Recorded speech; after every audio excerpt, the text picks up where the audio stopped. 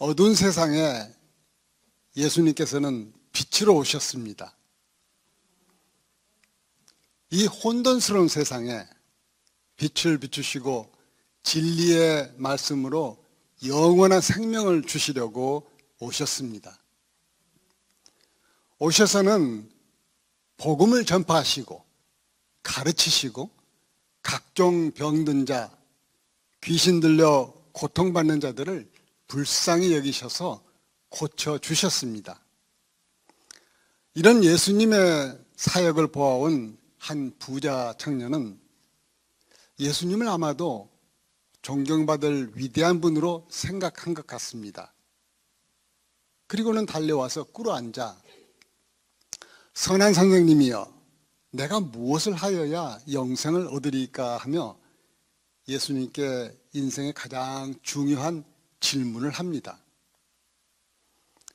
예수님께서는 10계명을 말씀해 주시는데, 내가 계명을 안 하니 살인하지 말라, 간음하지 말라, 도둑질하지 말라, 거짓 증언하지 말라, 속여 빼앗지 말라, 내 부모를 공경하라 하였느니라고 말씀하십니다.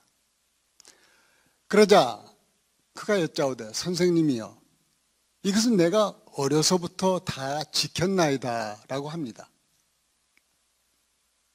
예수님께서는 그가 달려와 꿇어앉아 묻는 그의 적극적인 태도를 보시고, 또한 율법을 지켰다고 하는 그의 대답에 진실함을 인정하시고 그를 사랑하셨습니다. 그러면서 하신 말씀이, 내게 아직도 한 가지 부족한 것이 있으니 가서 내게 있는 것을 다 팔아 가난한 자들에게 주라. 그리하면 하늘에서 보화가 너게 있으리라. 그리고 와서 나를 따르라 하십니다. 그러자 그 사람은 재산이 많은 부자였기에 근심하면서 예수님을 떠납니다. 이 이야기가 오늘 읽은 본문 바로 앞에 나오는 말씀입니다. 그 부자 청년이 떠나자 예수께서 둘러보시고 제자들에게 이르시되, 재물이 있는 자는 하나님의 나라에 들어가기가 심히 어렵도다. 제자들이 이 말씀에 놀라는지라. 그러자 예수께서 다시 대답하여 이르시되, 얘들아, 하나님의 나라에 들어가기가 얼마나 어려운지 낙타가 바늘기로 나가는 것이 부자가 하나님의 나라에 들어가는 것보다 쉬우니라 하십니다. 그러자 제자들은 예수님의 말씀에 더욱더 놀랍니다. 당시 유대 사회는 부를 하나님이 주시는 복이라 여겼기에 부자가 먼저 하나님 나라에 들어갈 것이라고 생각을 했고, 가난은 악의 대가라고 생각을 했습니다. 그런데 예수님께서는 낙타가 바늘기로 나가는 것이 부자가 하나님의 나라에 들어가는 것보다 쉬우니라 하시니 제자들이 매우 놀라 서로 말하되, 그런즉 누가 구원을 얻을 수 있는가라고 합니다. 그러나 예수님께서는 놀라고 있는 제자들을 보시면서도 부자가 하나님 나라에 들어가기가 얼마나 어려운지를 반복해서 말씀하십니다. 그것은 예수님께서 모든 사람이 하나님 나라에 들어가기를 원하시지만 재물이 구원의 걸림돌이 될 수 있기 때문에 그렇게 말씀하신 것입니다. 재물은 요술방망이 같아서 인간의 욕구를 채워주는 힘이 있습니다. 그래서 인간들은 보이지 않는 하나님보다 보이는 재물을 더 쉽게 의지하게 됩니다. 본문에서 부자는 재물의 부자를 의미하는데, 그 외에도 재능의 부자, 권력의 부자 등 힘을 가진 다양한 부자가 있을 수 있습니다. 그래서 이 세상을 살아가는데 하나님을 찾지 않아도 자신의 힘으로 살 수 있다고 생각하기 쉽습니다. 그렇습니다. 능력이 있고 재산이 많이 있으면 세상 사는 것이 참 편리하긴 합니다. 그래서 황금 만능주의에 빠져있는 사람들에게는 그 부가 예수님께 나아가는데 걸림돌이 될 수 있습니다. 디모데전서 6장 9절 10절을 보면은 부하려 하는 자들은 시험과 올무와 여러 가지 어리석고 해로운 욕심에 떨어지나니 곧 사람으로 파멸과 멸망에 빠지게 하는 것이라. 돈을 사랑함이 일만하게 뿌리가 되나니 이것을 탐내는 자들은 미혹을 받아 믿음에서 떠나 많은 근심으로써 자기를 찔렀도다 했습니다. 이것이 바로 부가 걸림돌이 된 예라 할 수 있습니다. 또한 부자 청년에게 재산을 다 팔아 가난한 자에게 주고 나를 따르라 하신 것은 하나님과 재물 중에 무엇을 더 우선순위에 두고 있느냐 결정하라는 말씀이지, 부를 죄악시한 것도 아니고 가난을 칭찬한 것도 아닙니다. 부자 청년은 하나님이냐 재물이냐 양자택일 하라는 그 말씀 앞에 재물을 선택했고 그 결과는 마음의 근심이었습니다. 우리도 이런 양자택일을 하고 선택을 해야 하는 그런 많은 인생의 행로들이 있을 수 있습니다. 그럴 때 우리는 마음의 결정을 하고 살아야겠습니다.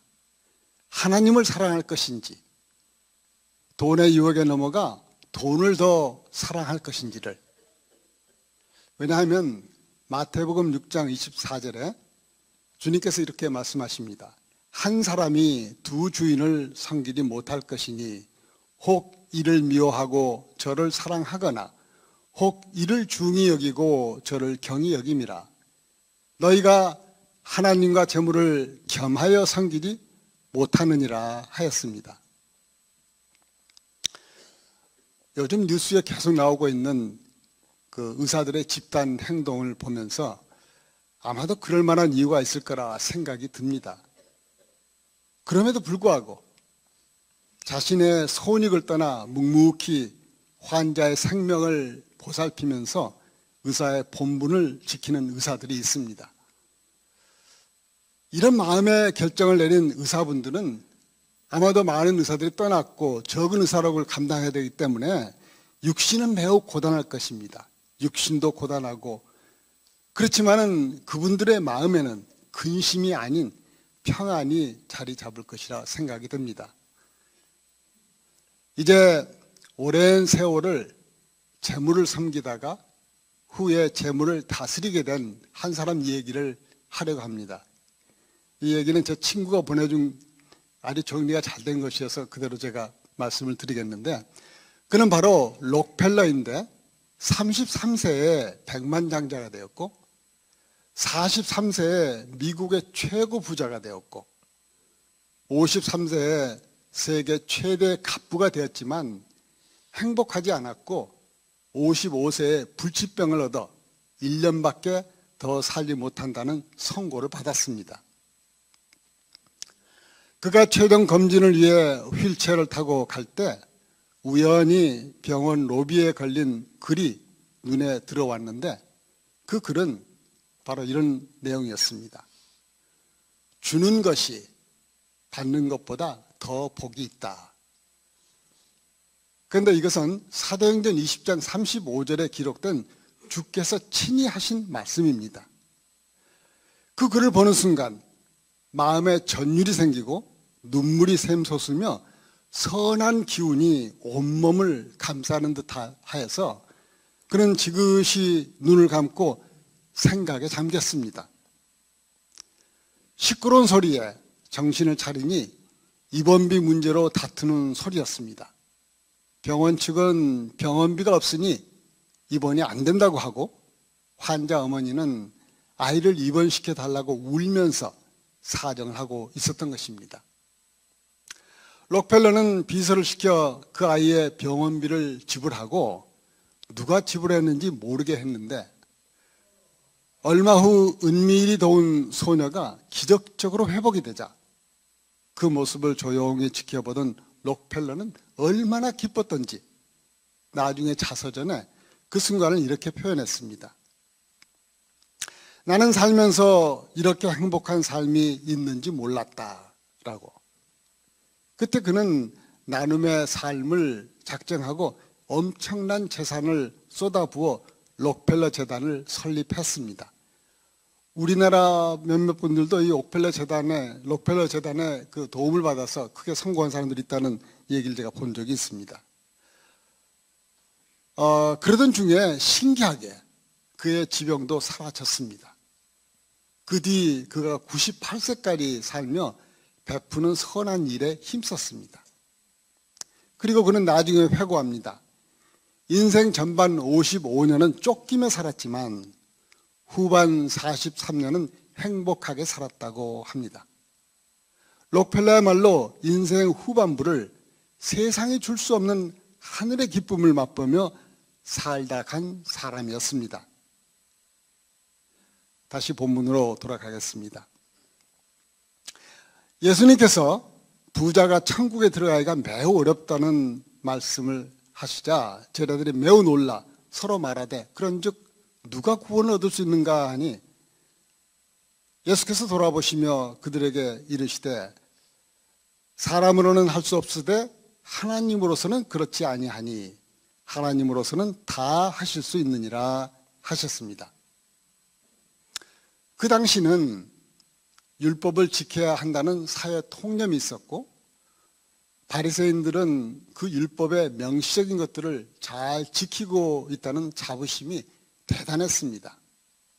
그래서 계명을 다 지켰고 또 하나님께 축복을 받았다고 생각되는 부자인데 천국에 들어가기가 어렵다 하시니 제자들은 매우 놀라며 그러면 도대체 누가 구원을 얻을 수 있는가 하며 어리둥절해합니다. 예수님께서는 딱 잘라 말씀하시기를 사람으로서는 불가능하지만 하나님은 모든 것이 가능하시다고 말씀하십니다.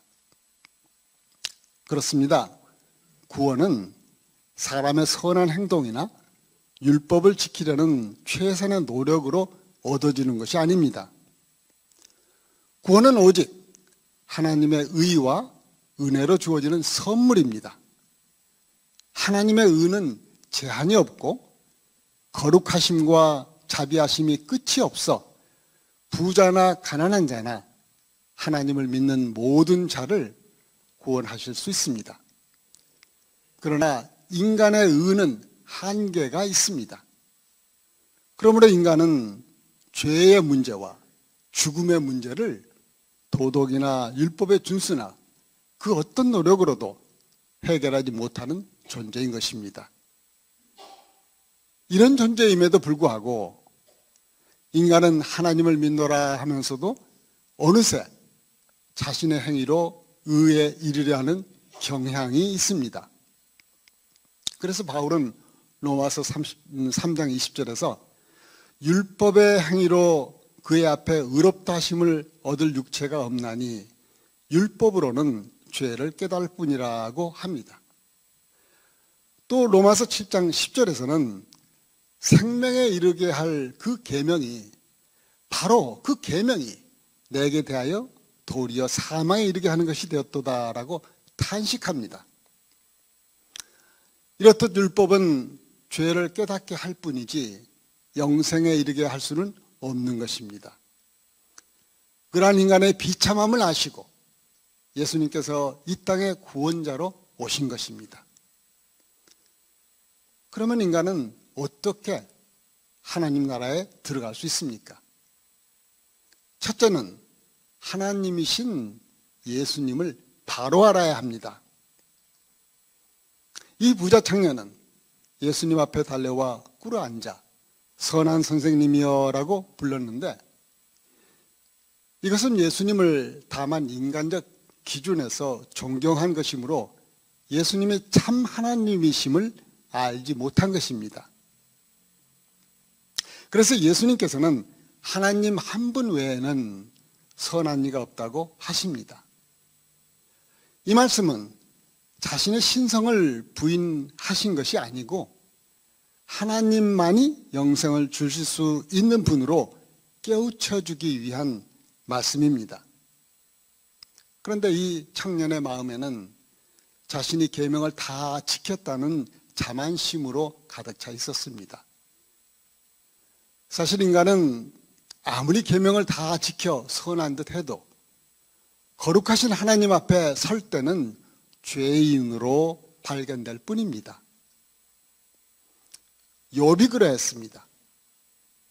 욥은 자신이 한평생 의롭게 살아왔다고 생각했는데 고난 중에 폭풍 가운데 임하신 하나님의 질문을 받으면서 드디어 하나님이 어떠하신 분인지, 또 하나님 앞에서 자신이 얼마나 무능하며 죄인인지를 깨닫고 죄를 뒤집어쓰고 회개합니다. 그러므로 하나님 한 분 외에는 선한 이가 없다는 것은 사실입니다. 진정한 영생은 계명을 지킴으로 얻어지는 것이 아니고 오직 하나님의 의와 은혜로만 주어지는 것입니다. 요한복음 17장 3절에 영생은 곧 유일하신 참 하나님과 그가 보내신 자 예수 그리스도를 아는 것이니이다 하였고, 호세아 선지자도 여호와를 알자, 힘써 여호와를 알자 하였습니다. 또 인간이 어떻게 하나님 나라에 들어가는지 둘째로는 예수님을 구원자로 믿어야 합니다. 사도행전 16장 31절에 주 예수를 믿어라. 그리하면 너와 내 집이 구원을 얻으리라 하였습니다. 중세 가톨릭에서는 마치 구원을 믿음이 아닌 돈을 주고 살 수 있는 것처럼 면죄부를 팔았습니다. 그러나 구원은 예수님을 믿음으로 죄로부터 해방되고 하나님과 바른 관계 안으로 들어가는 것입니다. 그것이 영생이고 그리스도인이 누릴 수 있는 최대의 행복인 것입니다. 이래 세 번째로 하나님 나라에 들어가려면 말씀에 순종해야 합니다. 예수님은 마가복음 8장 34절에서 무리와 제자들을 불러 이르시되 누구든지 나를 따라오려거든 자기를 부인하고 자기 십자가를 지고 나를 따를 것이니라 하셨습니다. 마가복음 10장 21절에 예수께서 그를 보시고 사랑하사 이르시되 너게 아직도 한 가지 부족한 것이 있으니 가서 너게 있는 것을 다 팔아 가난한 자들에게 주라. 그리하면 하늘에서 보화가 너게 있으리라. 그리고 와서 나를 따르라 하셨습니다. 그러나 이 부자 청년은 예수님이 하나님의 아들이심을 알지 못하므로 예수님의 말씀을 믿지 못했고, 그러므로 당연히 말씀을 순종할 수가 없었던 것입니다. 그는 그의 재물에 집착이 있었고 그 집착은 결국 구원으로 가는 걸림돌이 되어서 주님을 따르지 못한 것입니다. 이제 본문 28절에서 31절 말씀을 보면 베드로가 여짜와 이르되 보소서 우리가 모든 것을 버리고 주를 따랐나이다. 예수께서 이르시되 내가 진실로 너희에게 이르노니 나와 복음을 위하여 집이나 형제나 자매나 어머니나 아버지나 자식이나 전토를 벌인 자는 현세에 있어 집과 형제와 자매와 어머니와 자식과 전토를 100배나 받되 박해를 겸하여 받고 내세에 영생을 받지 못할 자가 없느니라. 그러나 먼저 된 자로서 나중되고 나중된 자로서 먼저 될 자가 많으니라. 베드로는 예수님께서 부자가 하나님 나라 들어가기가 힘들다 하시니까 우리가 모든 것을 버리고 주를 따랐나이다 하며 우월감을 가지고 자신들이 모든 것을 버리고 주님을 따른 현재 상황을 부각시키고 있습니다. 그러나 예수님께서는 부한 것이나 가난한 것이 구원의 조건이 아니고 하나님 나라에 들어가려면 재물뿐만 아니라 하나님보다 더 위에 두고 있는 그 어떠한 것이라도 내려놓아야 함을 말씀하신 것입니다. 그리고 베드로를 포함한 제자들을 향해 먼저 나를 따랐다 할지라도 나중이 될 수 있음을 경고하셨습니다. 그리고 주님을 따르는 자에게는 현세에서 주어질 보상과 내세에서도 영생을 받을 것이지만 겸하여 세상에서 박해도 받을 것을 말씀하십니다. 30절에서 현세에 있어 집과 형제와 자매와 어머니와 자식과 전토를 100배나 받는다는 말씀은 현세의 영적 축복과 하나님 나라의 지경이 넓혀지는 축복을 의미하는 것입니다. 한 알의 밀이 땅에 떨어져 죽지 아니하면 한 알 그대로 있고 죽으면 많은 열매를 맺으리라 하신 말씀대로입니다. 또 박해에 관해서는 마태복음 5장 10절에 의를 위하여 박해를 받는 자는 복이 있나니 천국이 그들의 것임이라 하셨으므로 박해를 받는 것도 축복이며 그리스도인이라는 표시이기도 합니다. 이 말씀은 예수님을 따르는 모든 사람에게 해당되는 약속입니다. 이래 말씀을 정리하겠습니다. 하나님께서는 부자를 싫어하셔서 부자는 하늘나라에 들어가기가 어렵다고 하신 것이 아닙니다. 단지 돈에 대한 사랑이 일만하게 뿌리가 되어 돈을 최우선으로 섬기게 될 수 있어 부자는 구원에서 멀어질 가능성이 매우 크다는 것을 경고하신 것입니다. 사실 아브라함은 믿음의 조상으로 하나님께서 그에게 물질의 축복을 주셨고 이삭 또한 부자였고 야곱도 그렇습니다. 애굽의 총리로서 요셉도 큰 재물을 다스리는 부자였습니다. 그러므로 하나님께 순종하며 정직하고 성실한 자에게 하나님께서 부어주시는 부는 하나님의 축복입니다. 아무쪼록 여러분들도 현세에서 하나님께서 허락하시는 물질의 축복을 받으시되 돈을 사랑하지 마시고 예수님을 제일로 사랑하셔서 영적 축복을 더욱 받으시기를 바랍니다. 인간이 불행해지는 원인은 자기의 소유물로서 자기를 행복하게 하려는 이기심에 있는 것입니다. 그러므로 우리는 살아있는 동안 하나님으로부터 위탁받은 청지기로서 그래서 우리에게 위탁하신 재물이나 재능이나 권력을 하나님의 영광을 위해 쓰도록 지혜를 구하고 그 무엇보다 하나님을 더 사랑하는 저와 여러분들이 다 되시기를 축복하면서 말씀을 마치겠습니다. 기도하겠습니다. 하나님 아버지, 하나님께서 우리에게 주신 모든 것들은 하나님의 뜻에 합당하게 쓰도록 맡겨주신 것을 믿습니다.